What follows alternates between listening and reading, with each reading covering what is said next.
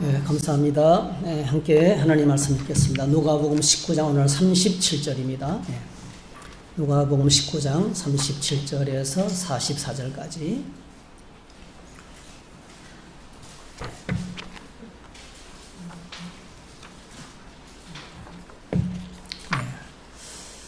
같이 읽습니다. 이미 감람산 내리막길에 가까이 오심에 제자의 온 무리가 자기들이 본 바 모든 능한 일로 인하여 기뻐하며 큰 소리로 하나님을 찬양하여 이르되 찬송하리로다. 주의 이름으로 오시는 왕이여 하늘에는 평화요 가장 높은 곳에는 영광이로다 하니, 무리 중 어떤 바리새인들이 말하되 선생이여 당신의 제자들을 책망하소서 하거늘 대답하여 이르시되 내가 너희에게 말하노니 만일 이 사람들이 침묵하면 돌들이 소리 지르리라 하시니라. 가까이 오사 성을 보시고 우시며 이르시되 너도 오늘 평화에 관한 일을 알았더라면 좋을 뻔하였거니와 지금 내 눈에 숨겨졌도다. 날이 이를지라 내 원수들이 토둔을 쌓고 너를 둘러 사면으로 가두고 또 너와 및 그 가운데 서 있는 내 자식들을 땅에 메어치며 돌 하나도 돌 위에 남지 아니하리니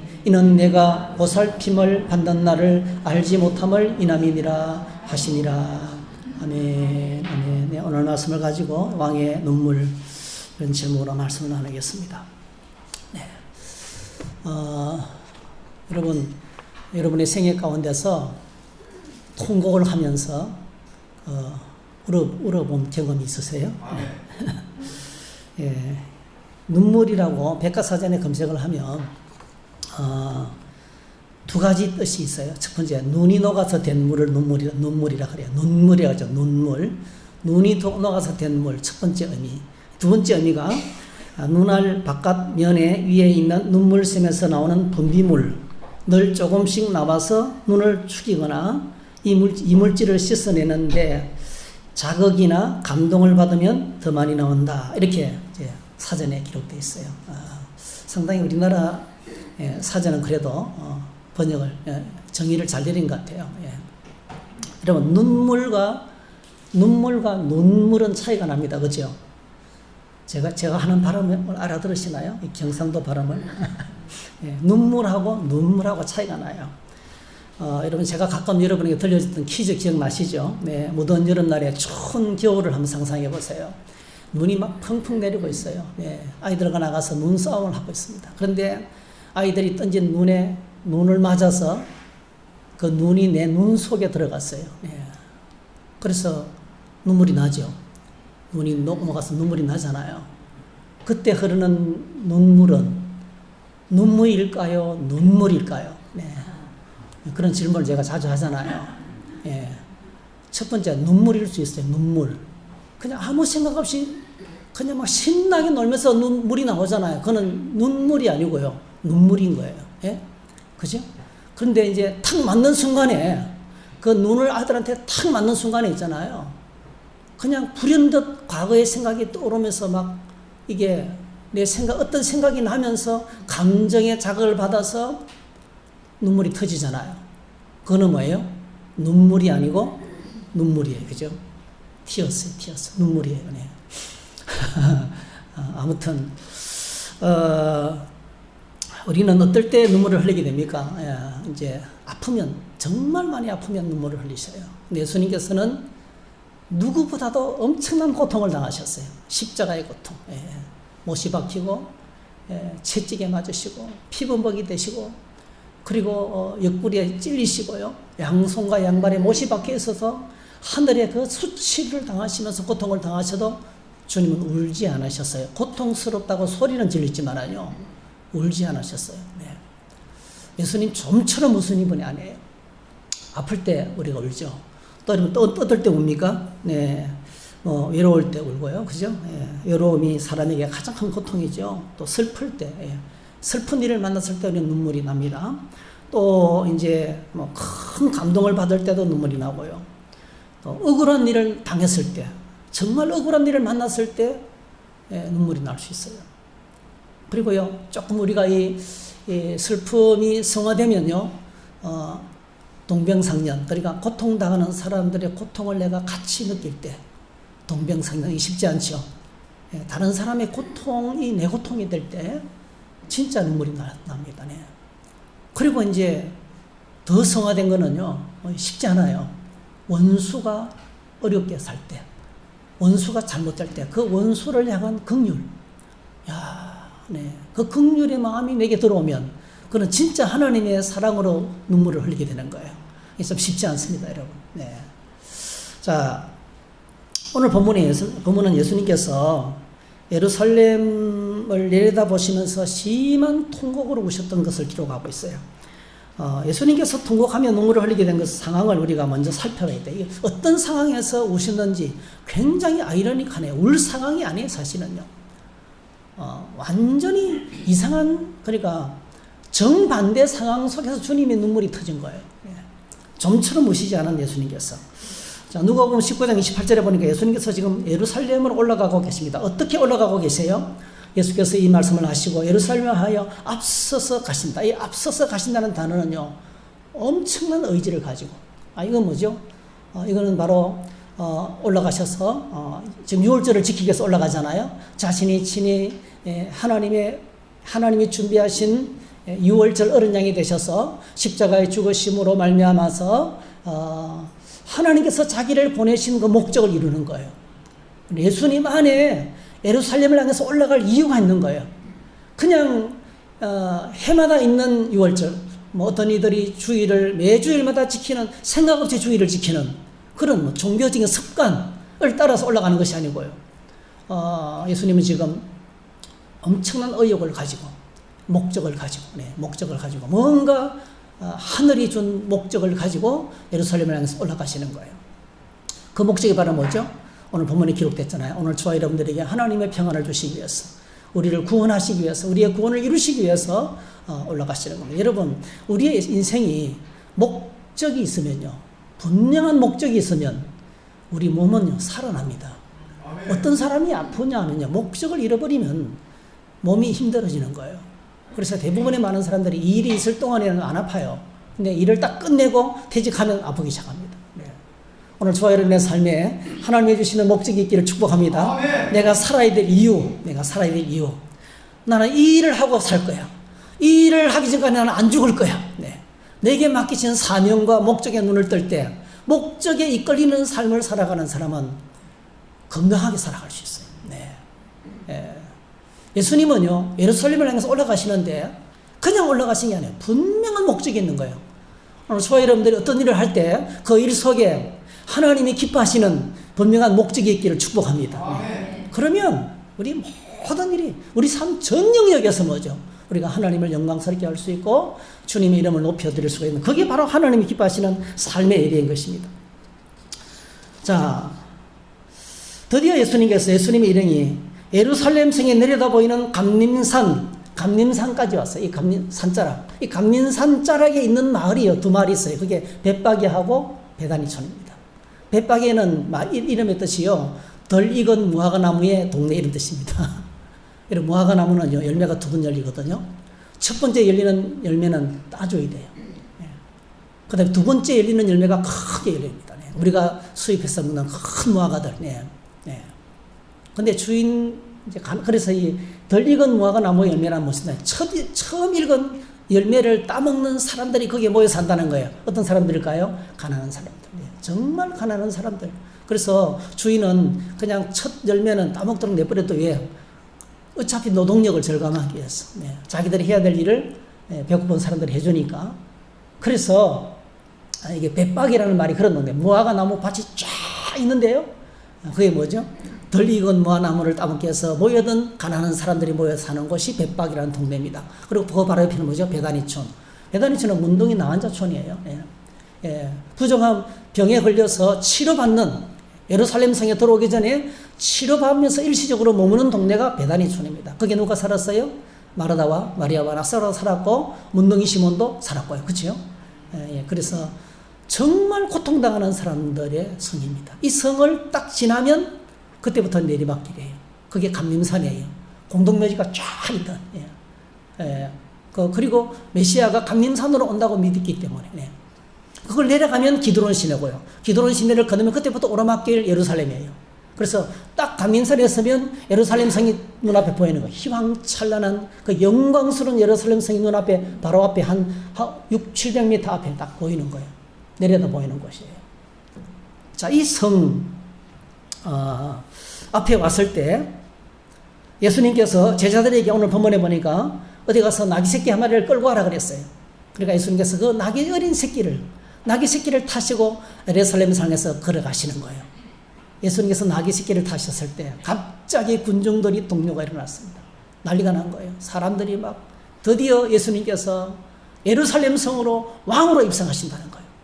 뭔가를 타고 간다는 것은요, 그 왕의 입증. 그래서 모든 사람들이 이제 예루살렘에 예수님께서 올라가면 왕이 되셔서 자기 나라를 구원하고, 그리고 배고픈 자에게 오병이어로 떡을 먹이시잖아요. 배고픈 자를 먹이시고 정말 그 백성을 사랑하시는 왕 되시는 예수님께서 이제 정말 정치적으로 왕이 되셔서 이 나라의 행복과 번영을 주실 것으로 믿고 있었어요. 그래서 예수님께서 나귀를 타는 순간에 사람들이 막 난리 났습니다. 엄청난 기쁨으로 옷을 벗어서 앞에 깔고요. 레드카펫은 없지만은, 양탄자는 깔지 못하지만 옷을 벗어서 까는 거예요. 그리고 나뭇가지, 이 나뭇가지가 뭐였어요? 종려나뭇가지. 종려나뭇가지를 막 들고 막 흔들고 소리를 좀 호산나 다윗의 자손으로 오시는 이여 이러면서 했잖아요. 호산나 우리를 구원하소서. 다윗의 자손 왕이래. 왕. 다윗의 자손 왕이잖아요. 당신은 왕이십니다. 우리를 구원해 주시기 바랍니다. 이거예요. 호산나 왕이신 예수님 우리를 구원하소서 하면서 막 엄청난 찬양을 올려드리는 거예요. 19장 38절에 보니까 이르되 찬송하리로다 주의 이름으로 오시는 왕이여 하늘에는 평화요 가장 높은 곳에서는 영광이로다 하면서 큰 소리로 외쳤습니다. 기뻐하면서 큰 소리로 외쳤습니다. 마태복음은 이 상황을 점점 더 정확하게 묘사하고 있어요. 마태복음 21장 7절에 보니까 나귀와 나귀 새끼를 끌고 와서 자기들의 그 위에 얹으며 예수께서 그 위에 타시니 무리의 대다수는 그들의 겉옷을 길에 펴고 다른 이들은 나뭇가지를 베어 길에 펴고 어떤 나뭇가지? 종려나뭇가지. 그래서 이 주일을 우리는 종려주일이라고 그래요. 예수님께서 예루살렘에 입성하신부터 일주일 동안 고난을 당하시고 금년을 돌아가시거든요. 앞에서 가고 뒤에서 따르는 무리가 소리 높여 이르되 호산나 다윗의 자손이여 찬송하리로다 주의 이름으로 오시는 이여 가장 높은 곳에서 호산나 하더라 했어요. 엄청난 찬양이 막 터지는 거예요. 여러분 이거는요 식민지 이스라엘 민족에게는 엄청나게 위험한 일이에요. 이게 벌써 군중들이 움직이기 시작하잖아요. 군중들이 지금 6월절을 지키기 위해서 올라가는 군중들, 벳바게와 베다니촌에 살고 있는 수많은 사람들, 그 가난에 찌들어서 고통스럽게 살아가는 사람들이 지금 막 동요가 일어나고 있잖아요. 그래 큰 찬양 소리와 목소리가 울려 퍼지고 사람들이 막 예수님을 정치적인 왕으로 지금 반역하는 일이잖아요. 왕으로 지금 모셔드리는 그런 일인 거예요. 자, 이런 상황에서 예수님께서 드디어 이제 예루살렘 성이 딱 내리다 보이니까 벳바게를 지나고 베다니촌을 지나서 예루살렘 감령산길로 딱 접어드니까 내리막길이 그때 예루살렘 성에 딱 노래 들어오는 순간에 이 분위기 속에서 예수님께서 통곡하신 거예요. 그러니까 엄청난 찬양과 기쁨의 열교 속에 예수님을 왕으로 모시는 그 군중들의 환호 속에 예수님의 눈물이 터진 거예요. 왜 터졌을까요? 왜 터졌을까요? 여러분 41절에 보니까 예수님께서 예루살렘 성을 바라보시면서 우셨다고 했는데요. 이 우시다는 단어는요 헬라어로 에클라우센이라 에클라우센.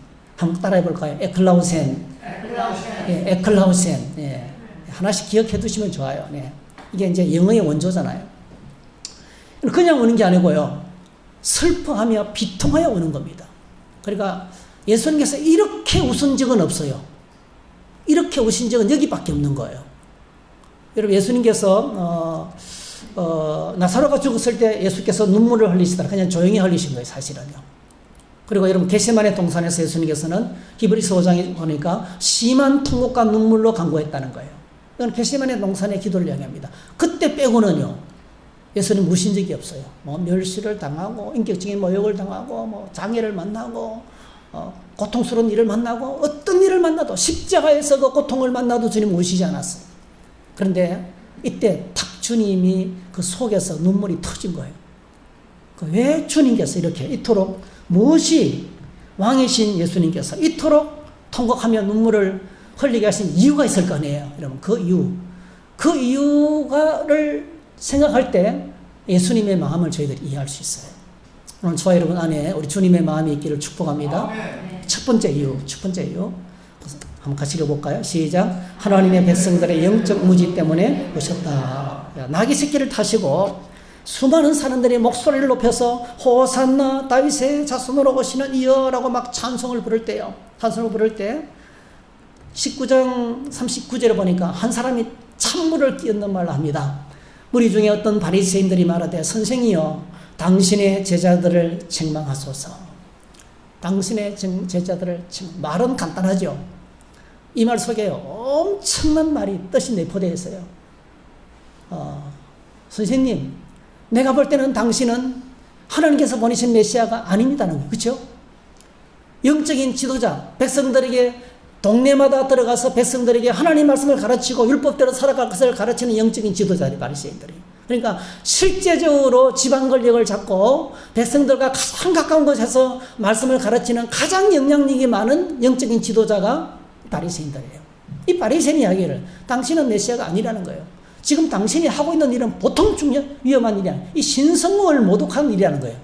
신성 모독하는 갈릴리 나사렛의 목수인 주제에, 그죠? 주제에 이 신성 모독하는 것이고, 이 소식을 총독보가 들으면 군대가 동원될 것이고, 군대가 오면 이 민족이 이 엄청난 유월절 명절날에 이 예루살렘 도시가 피바다가 될 거라는 거예요. 군대가 달려서 반란을 일으키기 때문에. 그래서 빨리 그냥 이 무리의 찬송을 제지하라는 거예요. 그래서 여러분, 이 바리새인들이 말할 때 어떤 톤으로 말했는지 이해가 되시죠? 아주 찬물을 끼얹는 목소리를 높여서 선생님 제발 저 소리치는 사람들 조용히 시켜라는 거예요. 네. 그런 분위기로 이야기한 겁니다. 자, 이 말씀을 주님이 들으시면서 대답하셨어요. 40절 같이 읽어보겠습니다. 시작. 대답하여 이르시되 내가 너희에게 말하노니 만일 이 사람들이 침묵하면 돌들이 소리 지르리라. 이 사람들이 침묵하면 돌들이 소리 지르리라. 네. 우리 주님께서 찬송받기에 합당하신 분이십니다. 그죠? 네. 우리 주님은 정말 찬양받기에, 주님 같은 분은 없습니다. 여러분, 우리 주님은, 여러분 빌립보서 말씀을 보면 이런 분입니다. 우리 주님은. 자, 빌립보서 2장 6절 8절 같이 읽어보겠습니다. 시작. 그는 근본 하나님의 본체시나 하나님과 동등됨을 취할 것으로 여기지 아니하시고 오히려 자기를 비워 종의 형체를 가지사 사람들과 같아지셨고 사람의 모형으로 나타나서 자기를 낮추시고 죽기까지 복종하셨으니 곧 십자가에 죽으십니다. 하나님의 뜻을 이루기 위해서, 온 세상 모든 사람들을 구원하시기 위한 하나님의 그 뜻을 이루시기 위해서 영광의 보좌를 버리시고 낮고 천한 죄인의 모습으로, 종의 모습으로 오셔서 온 이스라엘 방방곡곡을 다니면서 진리를 몰라서 방황하는 자들에게 진리의 말씀을 가르쳤어요. 그리고 소망하는 이 땅에서 천국이 있다. 하나님 나라가 가까이 왔다. 네. 손만 뻗으면 얻을 수 있다. 할렐루야. 천국에 대한 소망을 심어줬어요. 아무리 가난해도, 아무리 무식해도, 아무리 모자라고 아무리 부족한 사람이랄지라도, 아무리 고통 가운데 있는 사람이랄지라도 그 천국에 들어갈 수 있다. 그 천국의 주인공이 될 수 있다. 하나님 나라 백성이 될 수 있다. 네. 그리고 뭐죠? 굶주린 자를 먹이시고 헐벗은 자를 입히시고, 그리고 병든 자를 치료하시고, 귀신 들린 자들을 자유케 하시고, 눌린 자를 자유케 하시고, 묶인 자들을 해방시키는 그 사역을 지금까지 해오시면서 자신이 하나님이 보내신 메시아라는 사실을 말씀으로 가르치고, 그리고 뭐죠? 수많은 기적을 통해서 증명해 보였어요. 하나님만이 할 수 있는 말씀을 하시고 하나님만이 할 수 있는 일을 행하시면서 자신이 그 백성을 사랑하셔서 구원하시기 위해서 오신 왕이신 것을 나타내셨어요. 그런데 누구는 알았어요? 백박의 사람들은 알았어요. 배단이 촌 사람들은 알았어요. 그 가난에 찌들려 살아가는 사람들은 알았어요. 그런데 뭐죠? 영적인 지도자인 바리새인은 몰랐어요. 왜 몰랐습니까? 그 몰랐던 이유를 오늘 본문에 밝히고 있어요. 41절 42절 시작. 가까이 오사 성을 보시고 우시며 이르시되 너도 오늘 평화에 관한 일을 알았더라면 좋을 뻔하였거니와 지금 내 눈에 숨겨졌다는 거예요. 네. 성경을 들고 백성을 가르치는 바리새인들이, 영적인 지도자들이 영적 소경이 되어서 백성들을 가르치고 있는 거예요. 예. 구약 성경 전체에서, 여러분, 구약 성경 전체에서 하나님께서 보내주실 것이라고 약속하고 또 약속하고 약속하고 또 약속하신 그 약속하신 분이 지금 왔어요. 그런데 그들은 알아보지 못하고 있는 거예요. 극소수를 제외하고는, 예를 들면 뭐 니고데모 같은 사람을 제외하고는, 극소수를 제외하고는요, 그들 대부분은, 이스라엘 대부분은, 네, 예, 예루살렘에서 활동하고 있는 영적 지도자들은 모르는 거예요. 예. 내 눈이 감겨서도다. 오늘 저와 여러분들이 예수님이 누구신지 알고 그분을 믿게 된 것은 축복 중에 축복인 줄 믿습니다. 아무에게나 되어지는 게 아니에요. 오늘 저와 여러분들이 눈이 열리고 귀가 열려서 날마다 주님을 알아가게 되시기를 축복합니다. 예. 이거 그렇게 되면요, 예수님을 알아가면 그 안에 영생이 있습니다. 그 안에 구원의 풍성한 축복이 있습니다. 인생의 모든 문제가 다 해결됩니다. 네. 우리의 삶의 근본적인 문제가 치료되고 회복되는 것이 그분 안에 있습니다. 네. 자, 그런데 지금 바리새인들 모르는, 너도 오늘 평화에 관한 일을 알았더라면, 한번 따라 하실까요? 평화에 관한 일. 네. 주님이 이 땅에 오신 목적이죠. 평화를 이루기 위해서. 평화를 이루기 위해서 이 땅에 오셨어요. 오늘 저와 여러분들에게 네 가지 평화가 필요해요. 첫 번째는 하나님과의 평화가 필요합니다. 하나님과 나 사이의 관계 속에서 기쁨이 넘치고 사랑이 넘치고 희락이 넘치는, 예, 평강이 넘치는 그런 바른 관계가 필요합니다. 반드시 하나님과의 평화를 위해서는 죄사함을 받아야 돼요. 잘못된 죄가 처리돼야 돼요. 우리 주님께서 그 죄를 처리하기 위해서 어떻게 해요? 십자가에서 짊어지시고 죄와 함께 죽으시기 위해서, 죄를 처리하는 방법은 세탁해놓고 돌릴 수가 없잖아요. 예. 죄를 청결하게 할 수 있는 방법은 하나님밖에 없거든요. 그래서 구약시대에 그 수많은 역사 가운데서 수많은 어린 양을 잡아 죽였어요. 수많은 어린 양을 잡아서 죽였어요. 그런데 이제는 뭐죠? 다시는 잡아 죽일 필요가 없는, 한 번으로 끝내는 완전한 제사를 드리기 위해서 주님이 이 땅에 오신 거예요. 예. 여러분, 예수님 안에서, 주님 안에 들어오면 하나님과의 평화가 우리에게 찾아옵니다. 할렐루야. 두 번째, 사람들과의 평화입니다. 사람들과의 평화.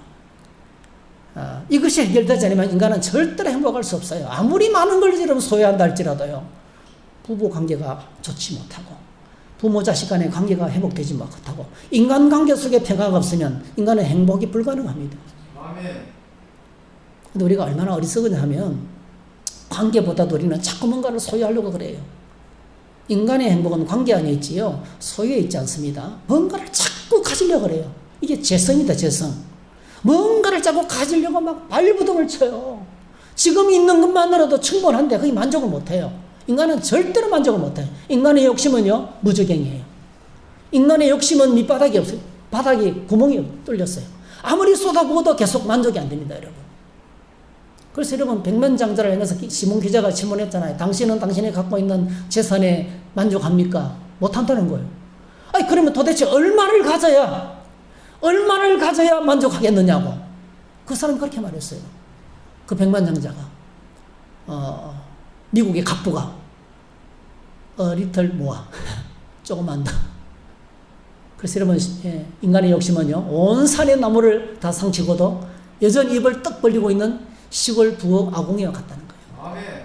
끝없는 욕심. 네, 끝없는 욕심. 여러분, 오늘 저희들이 꼭 기억하셔야 돼요. 우리는 소유로 행복해지는 게 아닙니다. 관계 속에 아무리 가난하고 힘들어도 나를 지지해주고, 나를 알아주고, 나를 참아주고, 나를 기다려주고, 나를 축복하고, 나를 사랑하는 사람이 내 곁에 있을 때 행복입니다. 할렐루야. 오늘 저희들이 행복은 어디에 있다고요? 하나님과의 관계가 회복되고요, 사람들 사이에 평화를 이루는 사람이 바로 행복한 사람입니다. 네. 그 다음에 세 번째로는요, 환경과의 관계가 행복해야 돼요. 평화로워야 돼요. 네. 만물과의 평화가 필요합니다. 환경과의 평화, 환경과. 그러니까 여러분, 그리스도의 손에 있으면요, 어떤 환경 속에서도 행복할 수 있어요. 여러분, 차가운 로마 감옥 안에서 사도 바울은 빌립보 교회들에게 보내는 편지에서 기뻐하라고 하면서 이렇게 말했어요. 자, 빌립보 4장 11절 시작. 내가 궁핍함으로 말하는 것이 아니니라. 어떠한 형편에든지 나는 자족하기를 배웠노니 나는 비천에 처할 줄도 알고 풍부에 처할 줄도 알아. 모든 일 곧 배부름과 배고픔과 풍부와 궁핍해도 처할 줄 아는 일체의 비결을 배웠노라. 내게 능력 주시는 자 안에서 내가 모든 것을 할 수 있느니라. 예, 능력 주시는 자 안에서예요. I can do all things. 네, 모든 것을 할 수 있다. 예. 나에게 능력 주시니 해서 내가 모든 걸 할 수 있다. 이게 뭡니까? 여러분? 달려오는 기차를 멈춘다. 그런 거 아니라니까요. 예. 이거는 뭡니까? 어떤 상황 속에서도 감사할 수 있는, 어떤 상황 속에서도 불평하지 않고 낙심하지 않고 좌절하지 않고 그 안에서 주님 안에서 기뻐할 수 있는 능력이에요. 할렐루야. 이게 환경과 얼마나 많은 사람들이 자꾸 환경에 묶여 있어요. 야, 우리 집안은, 우리 엄마는, 우리 가정은 말이죠. 내 직장에 다니는 직장은. 여러분, 사람 사는 세상 어디나 똑같습니다. 다 자기중심적이에요. 예. 제가 늘 자주 말하잖아요. 전체 사진을 찍으면요, 구도가 기가 막혀요. 배경이 기가 막혀요. 근데요, 찍어 놓고 나면 목사님 사진을 왜 이렇게 찍었냐는 거예요. 뭐야, 그러니까. 내가 눈을 감았잖아요. 예, 자기가 눈 감. 예. 눈 감으면 내 밖에 안 보이는 거예요. 제가 눈을 깜빡하는 걸 내가 어떻게 알아요? 여러분, 우리는 다 자기중심적이에요. 그렇죠? 자기중심적이에요. 주변을 보지 않습니다. 네. 우리 오늘 저와 여러분들은 나를 둘러싼 환경 속에서 어떤 환경이라도 그 안에서 감사하셔야 돼요. 네. 주님 안에서 그게 가능해집니다. 그런데 세 번째 뭐죠? 내 자신과의 관계 속에서 평화가 이루어요. 여러분 자신이 여러분 볼 때 어때요? 잘생겼어. 네. 멋있어. 너 같은 사람은 세상에 없어. 네. 그런 자존감이 있어요. 자존감. 누가 뭐라 해도 그래도 너는 하나님의 자녀야. 예수님의 십자가에 보일러 너는 하나님의 자녀가 되었어. 여러분, 오늘 저와 여러분들이 예수 그리스도 안에서 있는 나의 정체성, 이게 분명해져야 돼요. 누가 뭐라 그래도 나는 하나님의 백성이고, 나는 꺾이지 아니하고 거꾸로 뜨림을 당하지 않고 짓밟힘을 당하지 아니하고요. 누가 그랬잖아요. 예, 이제 뭐 리고렌 목사님이 이야기했지만, 군인들한테 가서 이야기했지만요. 수표를 갖고 있잖아요. 수표를 갖고 심을 뱉고 발로 못 대고 얼마짜리입니까? 예, 10만 원짜리. 10만 원짜리 수표는요, 쭈그러뜨리고 집어 던지고 침을 뱉고 발로 못 대도, 예? 발로 짓밟아도 가치는 뭐예요? 없어지잖아요. 여전히 10만 원이에요. 오늘 초 여러분들이 주님 안에서 이 건강한 자존감이 필요합니다. 누가 뭐라 그래도 나는 영광스러운 하나님의 자녀라는 이 자부심이 있어야 돼요. 이거 바로 뭐죠? 자신과의 관계가 바로된 사람이에요. 자, 이 모든 것들이 다 뭐죠? 뭘 통해서 이루어집니까? 예수님의 십자가의 보혈의 은혜로 말미암아 이루어지는 거예요. 아멘. 주님이 이 평안을 주시기 위해서 하나님과의 평화, 사람들과의 평화, 환경과의 평화, 내 자신과의 관계에 평안을 주시기 위해서 오셨어요. 이 엄청난 평화를 주시기 위해서, 이 평화를 통해서 이루어진 것이 행복이잖아요. 이 복을 주시기 위해서 오셨는데 지금 바리새인들의 눈에는 안 보이는 거예요. 너희가 오늘날 이 평화에 관한 소식을 알았더라면, 이게 영적인 무지입니다. 영적인 무지. 그래서 저와 여러분들이 꼭 기억하셔야 돼요. 아무리 모든 것을 다 갖고 있다 할지라도요. 예수님을 모르면, 하나님이 누구신지 모르면, 그분을 안다는 것은 일방적인 것이 아닙니다. 저는 이재명 대통령을 알아요, 몰라요, 제가?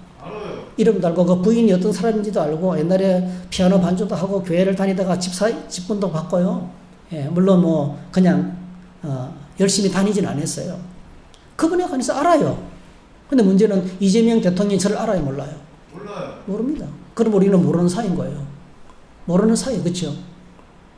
여러분, 내가 주님을 알지만은 주님도 날 알아야 돼요. 할렐루야. 아멘. 그 어떻게 알아요? 만나서 같이 밥 먹고, 만나서 대화하고 같이 살면 알아지는 겁니다. 여러분, 주님을 안다는 것은 지식적으로 안다는 게 아니에요.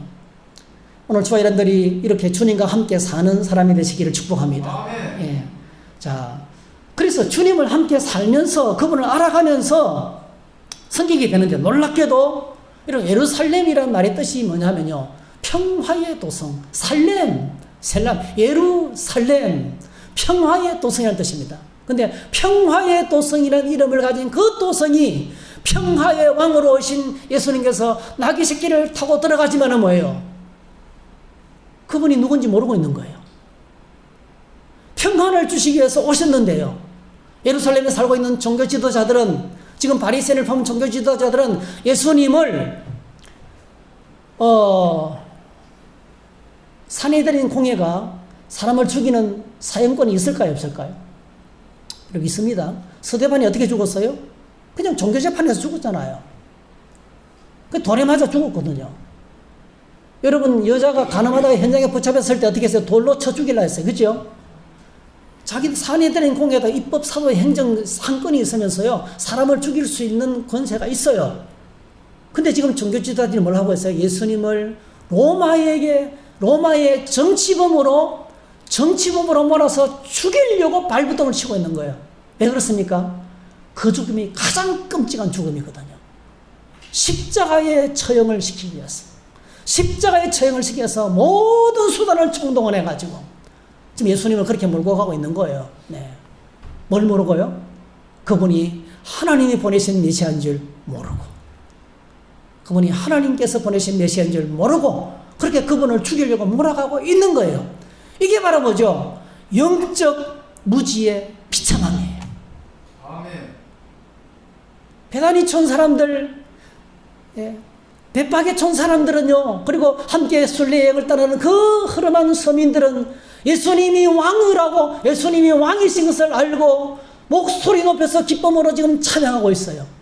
그런데 여러분, 성경을 들고 가르치는 영적인 지도자들은 모르고 있는 거예요. 주님을 모르고 있는 거예요. 이거 뭐하고 똑같으냐면, 여러분, 여러분 가끔 가다가 문자 메시지 많이 오죠. 아이를 잃어버렸습니다. 집을 가출할 때 이런 옷을 입고 나갔습니다. 지금은 10년이 지났으니까 아마 이런 모습이 되어 있을 겁니다. 이러면서 있잖아요. 10년이 지나고 20년이 지난데도 아들을 찾는 사람들이 있습니다. 아직까지. 진짜 있어요. 예. 컸을 때 모습을 상상하면서, 요즘 또 컴퓨터가 잘 그려주니까 전단을 뿌리는 사람. 근데 여러분, 드디어 수수문 끝에 아들이 있는 데를 찾아낸 거예요. 어릴 적에 아이를 잃어버렸는데 20년이 지났는데 아들을 찾은 거예요. 경찰이 연락 와서 갔어요. 부모는 딱 보니까 뭐예요? 알아요, 몰라요? 부모는 딱 보는 순간에 피를 알아내는 거예요. 와라 끌어안는 거예요. 근데 아들이 20년 동안 떨어져 있으니까, 만나니까 모르는 거예요. 그럼 어떻게 해요? 그 순간에, 오늘 저와 여러분들이 그 순간이 됐을 때 어떤 생각, 어떤 반응이 올까요? 그때 눈물이 터지는 거예요. 오늘 지금 성경은요, 하나님께서 인류를 만드시고 아브라함을 부르시고 이스라엘 백성을 지금 낳았어요. 이스라엘 백성을 지금 애굽에서 건져내서 하나님께서 아들을 낳았어요. 그런데 지금요, 하나님의 백성들이, 그 지도자들이 자신의 주인을 몰라보고 있는 거예요. 메시아가 왔지만 알아보지 못하고 있는 거예요. 그래서 주님께서 뭐죠? 울음이 터진 거예요. 주님이 울음이 터진 거예요. 그래서 터진 거예요. 그래서 여러분, 성경은 이렇게 말합니다. 이 심정을 이사야 선지자가 그대로 우리에게 옮겨놓고 있어요. 다 같이 한번 읽어볼까? 이사야서 1장 2절 3절 시작. 하늘이여 들으라, 땅이여 귀를 기울이라. 여호와께서 말씀하시기를, 내가 자식을 양육하였거늘 그들이 나를 거역하였도다. 소는 그 임조를 알고 나귀는 그 주인의 구유를 알거만은 이스라엘은 알지 못하고 나의 백성은 깨닫지 못하는도다 하셨도다 했어요. 그래서 이렇게 영적인 무지가 이렇게 무섭습니다. 영적인 무지가 이렇게 무섭습니다. 여러분, 오늘 저와 여러분들이 그냥 준비되면 안 돼요. 날마다 주님을 알아가야 됩니다, 여러분. 신앙생활 날마다 주님에 대해서 눈을 뜨는 거예요. 네. 주님을 모를 때, 주님을 모를 때, 하나님의 마음이 얼마나 답답한지. 지금 예수님의 이 슬픔의 눈물은요, 그 속에서 터지는 거예요. 분노가 아니고요. 그러니까 20년 만에 아들을 찾았는데 아들이 날 몰라봐요. 어떻게 될까요? 심장이 터지는 거예요. 그 엄청난 슬픔.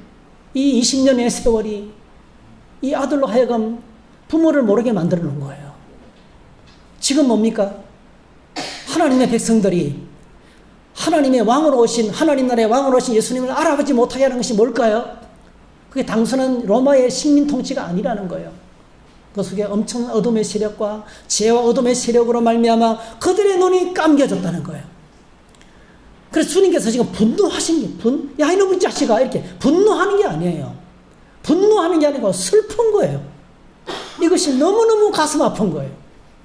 여러분, 가장 가슴 아픈 일은 하나님을 모르는 겁니다. 가장 큰 죄는 하나님께서 보내신 메시아신 구세주를 모르는 겁니다.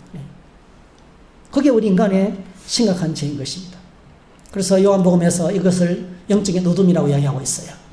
요한복음 1장 9절 14절 참빛 곧 세상에 와서 각 사람에게 비추는 빛이 있음나니 그가 세상에 계셨으며 세상은 그로 말미암아 지은 바 되었으되 세상이 그를 알지 못하였고 자기 땅에 오매 자기 백성이 영접하지 아니하였으나 영접하는 자 곧 그 이름을 믿는 자들에게는 하나님의 자녀가 되는 권세를 주셨으니 이는 혈통으로나 육정으로나 사람의 뜻으로 나지 아니하고 오직 하나님께로부터 난 자들이니라. 말씀이 육신이 되어 우리 가운데 거하심에 우리가 그의 영광을 보니 아버지의 독생자의 영광이요 은혜와 진리가 충만하더라. 할렐루야. 아멘. 여러분, 오늘 저희들이 예수 믿는 것이 그냥 보통이 아니에요. 여러분, 주님을 믿는다는 것은 예수님이 누구신지 아는 사람인 거예요.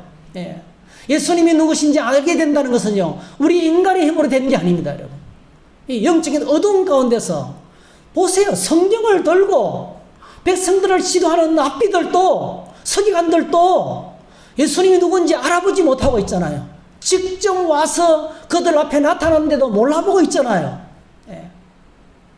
그런데 여러분, 오늘 저와 여러분들은 보지도 못했고 만져보지도 않고 현장에 있지도 않았지만은 우리는 하나님 말씀을 통해서 들려오는 이 놀라우신 은혜로 말미암아 성령의 계시를 통해서 우리 눈이 열렸습니다. 할렐루야. 아멘. 그래서 이 눈이 열린 사람들에게는 어떤 일이 벌어집니까? 12절, 그분을 영접한다는 거예요. 그분을 왕으로, 내 인생의 왕으로 영접하는 거예요. 그래서 예수님을 영접한 자들에게는 14절, 그분을 바라볼 때 아버지의 독생자의 영광이시고 은혜와 진리가 충만하신 주님이 내게 들어오는 거예요. 그래, 주님을 묵상하면 세상에 줄 수 없는 기쁨이 몰려오는 겁니다.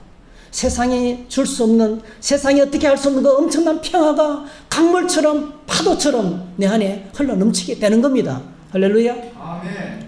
그래서 예수님을 모르는 것이 하나님의 가장 큰 고통입니다.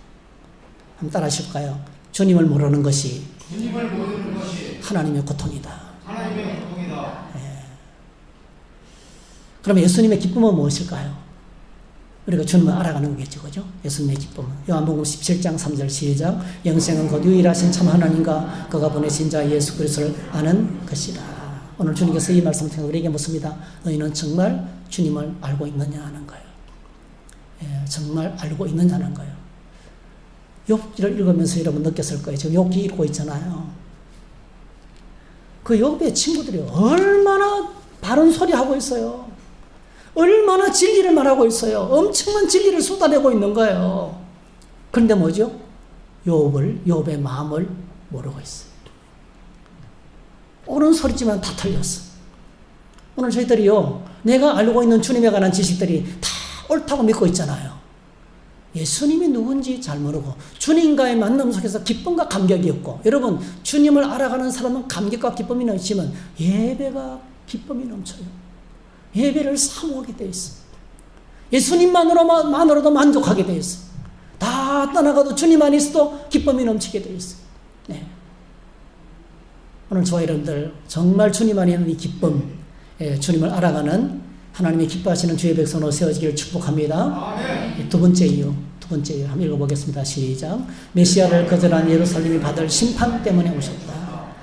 오늘 19장 43절에서 44절. 날이 이를지라 내 원수들이 토둔을 쌓고 너를 둘러 사면으로 가두고 또 너와 및 그 가운데 있는 내 자식들을 땅에 메어치며 돌 하나도 돌 위에 남기지 아니하리니 이는 내가 보살핌 받는 날을 알지 못함을 인함이니라 하시니라 했어요.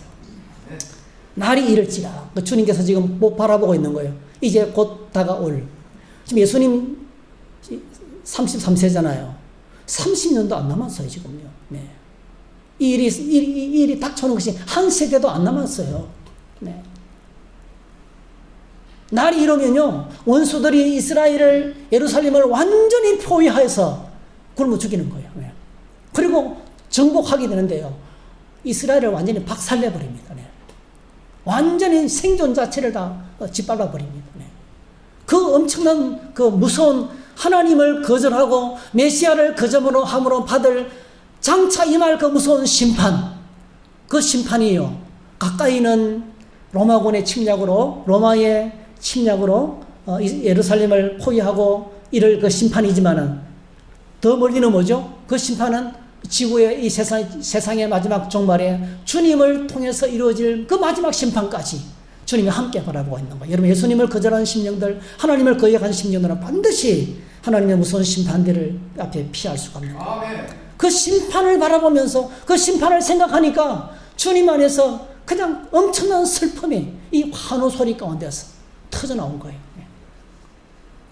여러분, 실제로 예루살렘은요, 주 66년에 새로 부임한 총독이 성전 안에 있는 은을 막, 금을 있잖아요, 한 150달란트 정도 훔쳐갔어요. 강제로 뺏어갔어요. 나이 든 사람들은 뭐 어쩔 수 없이 지켜보죠. 젊은이들이 가만히 있지 않았어요. 그래서 이걸 위해서 모금운동을 벌이기 시작했어요. 그러니까 이게 폭동이 되고요. 이걸 이제 진압하기 위해서 총독이 군대를 동원해가지고 예루살렘에 한 1000명 가까이 사람을 죽여버린 거예요. 네. 그랬더니요, 드디어 백성들이 들고 일어났어요. 그래서 로마와 유대 전쟁이 시작된 거예요. 그 당시가 네로 황제입니다. 미치광이 네로 황제가 지배할 때예요. 네로는요, 베스파니아누스하고 그의 아들 티투스 장군을 파견합니다. 근데 전쟁을 진행하는데요, 진행한 동안에 한 3년 동안에요, 네로가 자살해 죽어버립니다. 예. 네로가 자살하고 황제가 계속 바뀌는 거예요. 그래, 로마의 정정이 엄청 불안했어요. 그래서 결국 어떻게 됐냐면은, 전쟁하러 나왔던 베스파니아누스가 돌아가서 황제가 되고 그의 아들 티투스가 남아서 전쟁을 계속하게 되는 거예요. 드디어 70년, 주 70년 8월 달에 예루살렘 성이 함락이 됩니다. 그때 함락이 됐을 때요, 제가 자료를 보니까 11만 8,500명이 죽었습니다. 네. 11만 8,500명이 사살당하고요.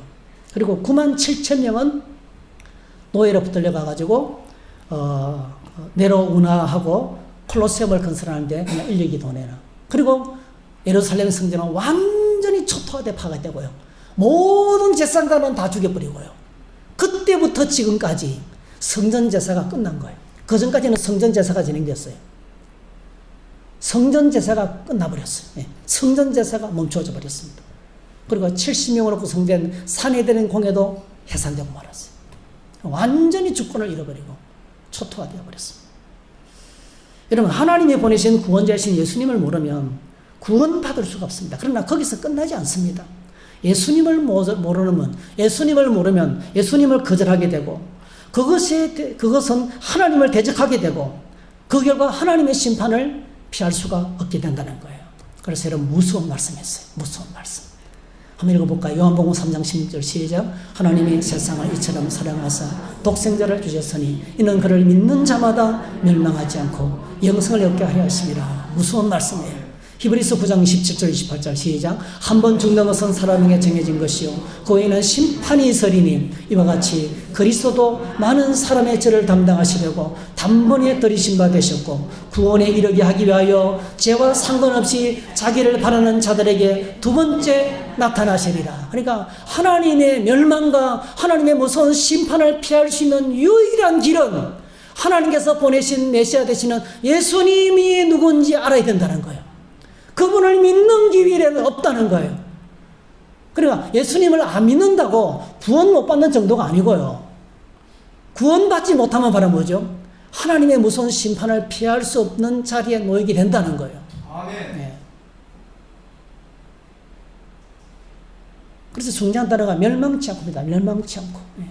멸망치 않고. 한 번 죽는 것은 사람에게 정한, 그 외에는 반드시 심판이 있다는 거예요. 그 심판대 앞에서 피할 수 있는 유일한 길은 하나님께서 보내신 구원자이신 예수님을 믿는 길밖에 없고, 그분을 믿을 때 우리는 뭐죠? 그분이 누군지 알아가게 돼요. 네. 여러분, 예루살렘을 향한 예수님의 눈물의 이유를 두 가지를 생각했어요. 그게 바로 뭐죠? 첫 번째가 예수님의 슬픔의 이유. 첫 번째,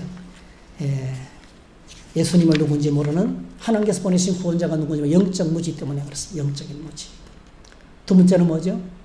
메시아를 거절한 그 민족이 장차 임할 하나님의 무서운 심판 때문에 그걸 바라보고 주님이 우셨던 거예요. 그래서 예수님이 지금 우시는 것은요, 자기 때문이 아니에요. 그죠? 내가 힘들어서 오는 게 아니에요. 내가 외롭고, 아무도 날 안 알아주네. 아무도 날 안 알아주네. 내가 외롭고 힘들고 고통스러워서 오는 게 아니에요. 주님의 울음은요, 우리를 위한 거예요. 눈이 열려서 예수님 누군지 알아보지 못하고 있는, 인생의 목적이 무엇이 몰라서 방황하고 있는, 성경을 들고 성경을 가르치면서 예배를 드리고 있으면서도 예수님이 누군지 모르고 있는, 주님 안에 있는 감격이었고 예수님 안에 있는 그 엄청난 천국의 소망이 없이 살아가는 수많은 사람들 향하여서 하나님 없이 죽어가는 수많은 심령들을 바라보면서 하나님의 무서운 심판 아래 심판을 받을 수밖에 없는, 주님이 누군지 모르는 수많은 불신 영혼들을 바라보면서 그들이 받을 엄청난 하나님의 심판을 지금 바라보면서 그것 때문에 그냥 울음이 터진 거예요. 울음이 터진 거예요. 평화를 모르고 살아가는 심령을 해서 울음이 터진 거예요. 오늘 저와 여러분들이 우리 안에 두 가지 도전을 받아야 돼요. 첫 번째로는 날마다 주님을 계속해서 더 알아가야 돼요. 주님을 알아가는 기쁨이 있기를 축복합니다. 그래서 말씀 읽으면 계속 새로운 게 들려와요. 말씀 읽으면 계속 새롭습니다, 여러분. 또 몰랐군요. 또 이렇군요. 그게 진짜 신앙생활의 기쁨이에요. 신앙의 기쁨은요, 우스갯소리하고 그거 아닙니다, 여러분. 그거는 잠시 있다가 떠나가는 거고요. 진정한 기쁨은 주님을 알아가는 거예요. 예수님이 이런 분이구나. 예수님이 이런 분이구나. 알아가는 거예요. 두 번째는 뭐죠? 오늘 저와 여러분들 안에 주님의 마음이 필요합니다. 구원받지 못한 사람을 바라보면서, 믿음 안에 있는 기쁨을 누리지 못하는 사람을 바라보면서 우리가 뭐예요? 목사가 뭐 저래? 권사가 뭐 저래? 이렇게 비난할 게 아니고요. 그 주님의 안타까운 마음을 가져야 돼요. 저도 눈이 열려서, 저도 귀가 열려서 보게 하시고, 알게 하시고, 모든 상황 속에서 감사하게 하시고, 하나님 이 행복을, 이 평화를 좀 누리게 해달라고. 평화를 누릴 수 있는데 누리지 못하는 자들을 향해서 우리가 뭐죠? 이 안타까움이 있어야 돼요. 그럼 그게 전도예요. 그게 전도. 내가 받고 있는 은혜가, 내가 받고 있는 기쁨이 너무나 소중한데 그걸 가족들이 모르고 있는 거예요. 그걸 믿음 없이 방황하고 있는 많은 사람들이 모르고 있는 거예요. 그게 안타까움을 우리가 함께 소유할 수 있게 되시기를 바랍니다. 오늘 저와 여러분 이렇게 날마다 주님을 알아가고 주님의 마음을 품고 살아서 우리가 주님의 큰 슬픔의 대상이 아니고요, 기쁨의 대상이 되고 영광이 되시기를 주의 이름으로 축복합니다. 할렐루야. 이 찬양 같이 한번 불러보십시다. 찬송가 515장. 눈을 들어 하늘 보라 어지러운 세상 중에